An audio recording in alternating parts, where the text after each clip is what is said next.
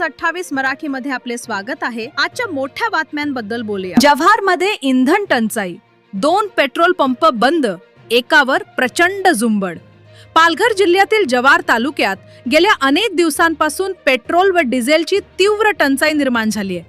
तालुक्यात एकूण 3 petrol pump असताना त्यापैकी 2 पंपांवर इंधन उपलब्ध नसल्यामुळे ते बंद अवस्थेत दिसत आहेत। परिणामी नाशिक रस्त्यालगत असलेल्या एका पंपावरच पेट्रोल आणि डिझेल मिळत असल्यानं नागरिकांची मोठी झुंबड उडते।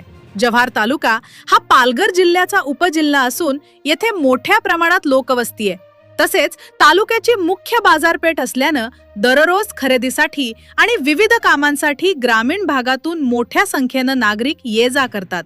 वाहतुकीसाठी पेट्रोल आणि डिझेल हे अत्यावश्यक इंधन असल्यानं त्याच्या तुटवड्याचा थेट परिणाम जनजीवनावर होते।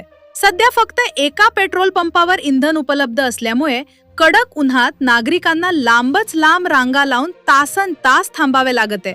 वाहनधारक, प्रवासी तसेच व्यावसायिक यांना मोठ्या अडचणींचा सामना करावा लागते।